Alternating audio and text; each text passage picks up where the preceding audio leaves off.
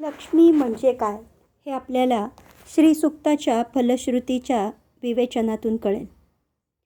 म्हणून आज जे 7,000 वर्षापूर्वी सांगितलं ते आज मितीला किती समर्पक आहे हे आपण ऋग्वेदातील श्री सूक्तामधून पाहूया. ज्यांना यातून आपल्या संस्कृतीचा बोध घ्यायचा ते घेतील आणि आपली संस्कृती किती प्रगल्भ आहे याचा अभिमानसुद्धा बाळगतील.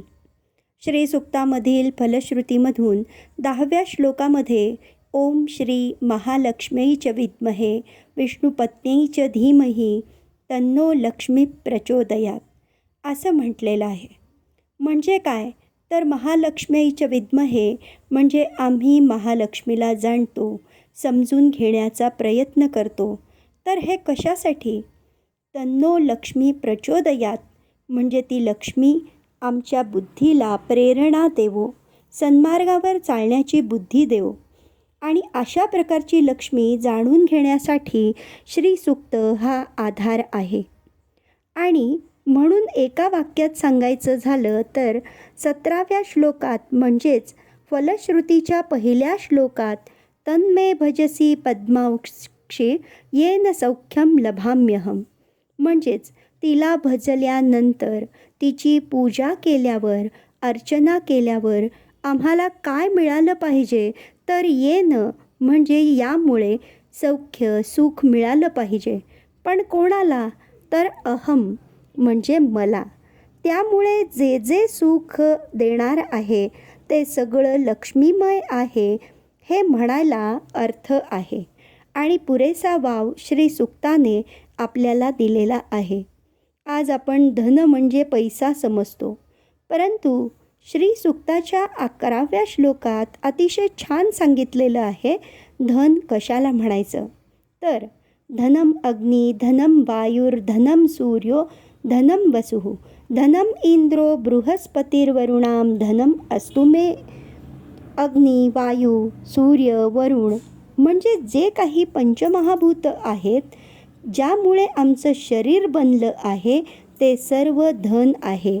थोडक्यात काय तर संपूर्ण पर्यावरण संरक्षण केलं तर धन संरक्षण केल्याप्रमाणेच आहे. आणि हे पर्यावरण प्रेम आपल्या पूर्वजांनी 7,000 वर्षापूर्वी आपल्याला सांगून ठेवलं आहे. पण आपण ते समजवून घेण्याचा प्रयत्न केला नाही आणि त्याची इच्छा पण आपल्याला झाली नाही. हे झालं समाजाबद्दल, देशाबद्दल किंवा विश्वाबद्दल. परंतु व्यक्तिगत पातळीवर धन म्हणजे काय हे सुद्धा श्री सूक्तात अतिशय छान सांगितलेलं आहे. पुत्रपौत्र धनम धान्यम हस्त्यश्वादी गवे रथम. व्यक्तिगत स्वरूपात कशाला धन म्हणायचं तर पुत्र म्हणजे मूल. यात मुलं मुली दोन्ही आलेत.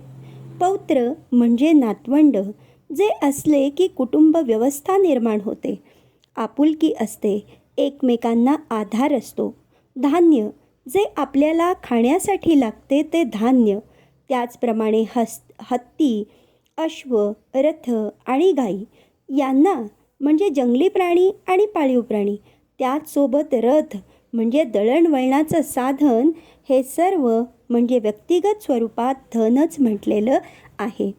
दुसऱ्या श्लोकात म्हटलं आहे यस्याम हिरण्यम विंदेयम गामश्वम पुरुषानहम. गाई, अश्व यांच्या जोडीला सेवक, आप्तस्वकीय, नोकर चाकर यांनासुद्धा धन म्हटलेलं आहे. आणि तेच पुन्हा 15व्या श्लोकात सुद्धा सांगितलेलं आहे यस्य हिरण्यम प्रभूतम गावो दास्योश्वान विंदेयम पुरुषानहम. म्हणजे त्यालासुद्धा किती जास्त महत्त्व आहे हे आपल्याला समजेल. आता पुढे अजून धन म्हणजे काय हे सांगताना शरीर, वर्चस्वम, आयुष्यम, आरोग्यम, अविधाच्छोभमानं महीयते. धनम धान्यम पशुं बहुपुत्रलाभम शतसंवत्सरम दीर्घमायुः. तर काय पाहिजे आम्हाला तर या इहलोकातील जे जे पैशाने विकत घेता येते ते सर्व मिळालं, पण त्याचा उपभोग घेण्यासाठी क्षमतावान इंद्रिय तर हवीत. निरामय आयुष्य हवं, ते सुद्धा धनच आहे. त्यामुळे केवळ पैसा मिळवणे हे साध्य नाही, तर सुख मिळवणे हे साध्य आहे. म्हणून मिळवलेला पैसा, संपत्ती, वैभव दीर्घकाळ उपभोगण्यासाठी, वापरण्यासाठी शतसंवत्सर निरामय आयुष्य मिळावं, हे पण धन आहे. एवढा व्यापक अर्थ या लक्ष्मीचा आहे, जो आपल्याला श्रीसूक्तामध्ये दिलेला आहे. पैसा हा वस्तुनिष्ठ आहे, पैसा हा साधन आहे, परंतु सुख आणि शांती हे व्यक्तिनिष्ठ आहे. ते आम्हाला लक्ष्मीकडून मिळणार आहे, त्याची आम्ही प्रार्थना श्रीसूक्तातून करतो. यात लक्ष्मीचे वर्णन आहे. असं जरी वाटत असलं तरी हे ऋग्वेदातील सूक्त आहे, जे स्फुरलेलं आहे, रचलेलं नाही. त्यामुळे जे स्फुरते ते अनुभूतीमधून असते, ठरवून लिहिलेलं नाही.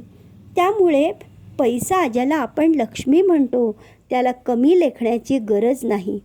पण त्यासोबत आपला मानसिक आणि भावनिक संबंध जोडण्याची आवश्यकता आहे. आणि असा संबंध जोडला तर आपल्याला तो संबंध लक्ष्मीमध्येच पाहायला मिळतो. न क्रोधो न च मात्सर्यम न लोभो ना शुभा मतिः. लक्ष्मी आमच्याकडे आहे हे कशाने जाणवेल, तर असा लक्ष्मीवान जो क्रोधाग्नीत जळून जाणार नाही, मत्सर ज्याच्या मनालाही शिवणार नाही, आणि न लोभो म्हणजे ज्याला कुठल्याही प्रकारचा लोभ सुटणार नाही, आणि ज्याला अशुभमती म्हणजे अशुभ बुद्धी होणार नाही, असा जो तो लक्ष्मी असल्याचा निदर्शक आहे. म्हणून पूर्वीच्या काळी हे पाठ करून घेत असत आणि त्याचा अर्थ समजावून सांगत असत. आज आम्ही पाठांतर तर दूरच, अर्थ कुठून समजावून घेणार. श्रीसूक्त अजून एक छान, त्याच्यामध्ये एक शब्द आहे अलक्ष्मी. म्हणजे आम्हाला लक्ष्मी हवी, परंतु अलक्ष्मी नको. या अलक्ष्मीला लक्ष्मीची मोठी बहीण म्हणून यात संबोधलं आहे. आणि त्याचा पण उल्लेख श्रीसूक्तामध्ये आहे. 8व्या श्लोकात म्हटलं आहे की क्षुत्पिपासामलां ज्येष्ठां अलक्ष्मीं नाशयामि अहम.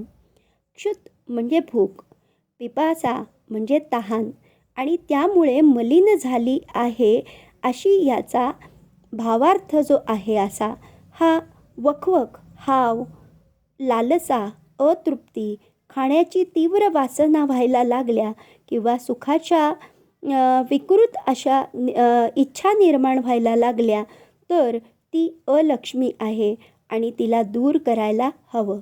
6व्या श्लोकात अजून एक उल्लेख आला आहे की मया अंतरायाश्च बाह्या अलक्ष्मीः. म्हणजे माया, मोह, अज्ञान, भूल हे बाह्य दारिद्र्य आहे. तसेच इंद्रियांची अक्षमता हे सुद्धा बाह्य दारिद्र्य आहे. त्यामुळे आतून आणि बाहेरून शुद्ध होण्याची गरज आहे. लक्ष्मी अजून कशी आहे याचं सुरेख वर्णन यात केलेलं आहे. चंद्राम प्रभासाम यशसा. केवळ साहित्य किंवा शब्दालंकार म्हणून नाही, तर लक्ष्मी चंद्रासारखी शीतल आणि लक्ष्मीवान चंद्रासारखा शीतल असावा. त्याची प्रभा आपोआप पसरणार आहे, त्याला दाखवायची गरज नसावी. आजकाल थोडी पण श्रीमंती आली की दिखाऊपणा सुरू होतो. 10 बोटात 10 अंगठ्या, गळ्यात सोन्याची साखळी, मग समजावं प्रदर्शन करण्याची हौस आली म्हणजे समजावं की आपण श्रीमंत आहोत. हे दाखवण्यासाठी सुद्धा माणसाला धडपड करावी लागते. म्हणजे आलेला पैसा, संपत्ती ही आधी नव्हती आणि पुढे टिकेल की नाही याची शाश्वती नाही, किंवा ती अशा मार्गाने आली की दाखवण्यासाठी हा डोलारा. तृप्ताम तर्पयंतीम. म्हणून ही अशी लक्ष्मी हवी जी तृप्त आहे आणि इतरांना तृप्त करण्यासाठी उपयोगात येईल. अजून पुढे सांगितलं आहे की लक्ष्मी हवी कशी, तर गंधद्वाराम दुराधर्षाम नित्यपुष्टाम करीषिणीम. दुराधर्षा म्हणजे कष्टाने साध्य होणारी किंवा कष्टाने मिळवलेली, आणि कष्टाने मिळवायची म्हणजे तितकंसं सोपं काम नाही. त्यासाठी परिश्रम करण्याची तयारी हवी. नित्यपुष्टाम म्हणजे नेहमी पुष्ट असलेली किंवा पुष्ट करणारी, पोषण करणारी अशी लक्ष्मी हवी. आर्द्राम पुष्करिणीम यष्टीम म्हणजे जिच्या मनात प्रेमाचा ओलावा जिव्हाळा आहे अशी लक्ष्मी हवी. पैसा आला त्यानंतर जर का वर सांगितल्याप्रमाणे जो कोणी असेल तो खरा लक्ष्मीवान आणि हे जर नसेल तर केवळ पैसेवाला. एक अजून छान शब्द आला आहे, लक्ष्मी मनपगामिनीम म्हणजे गैरमार्गाने जाणारी किंवा अपमार्गाने जाणारी नको. म्हणजे कोणत्या व्यसनात, वाममार्गात, वाईट गोष्टींसाठी, जुगार खेळण्यात यासाठी तिचा उपयोग कधीही न व्हावा. ज्वलंतीम श्रियम लोके देवजुष्टा मुदाराम. ज्वलंतीम म्हणजे तेजपुंज, लक्ष्मीवान जसा तेजपुंज असतो तशी पुष्कळ वेळा पैसा असूनसुद्धा तेज नसते. देवजुष्टाम हे विशेषण आहे, म्हणजे देवाने सुद्धा सेवा करावी अशी लक्ष्मी. आणि उदाराम म्हणजे लक्ष्मी असली की उदारता आली पाहिजे, त्याचबरोबर कायम कृतज्ञ भाव असला पाहिजे. पण मग ही लक्ष्मी कशी हवी तर अश्वपूर्वाम रथमद्याम हस्तिनाद प्रमोदिनीम, जिच्या पुढे घोडे आहेत, जी रथात बसून येते आहे आणि ती येण्याचा संकेत हत्तीच्या चित्काराद्वारा कळतोय अशी वाजत गाजत अगदी राजरोसपणे आलेली हवी. टेबलाखालून आलेली किंवा भ्रष्टाचाराच्या मार्गाने आलेली लक्ष्मी मात्र अजिबात नको. हे सर्व 7,000 वर्षांपूर्वी आमच्या ऋषींनी सांगून ठेवलेलं आहे. तन्नो लक्ष्मी प्रचोदयात म्हणजे ही लक्ष्मी आमच्या बुद्धीला प्रेरणा देऊ दे आणि अशी चांगली लक्ष्मी मिळावी म्हणून प्रत्येकाला सुबुद्धी दे. तन्नो लक्ष्मी प्रचोदयात. आमच्या बुद्धीला प्रेरणा दे, आमच्या बुद्धीला प्रेरणा दे आणि प्रत्येकाला सुबुद्धी दे, सुबुद्धी दे, सुबुद्धी दे, सुबुद्धी दे.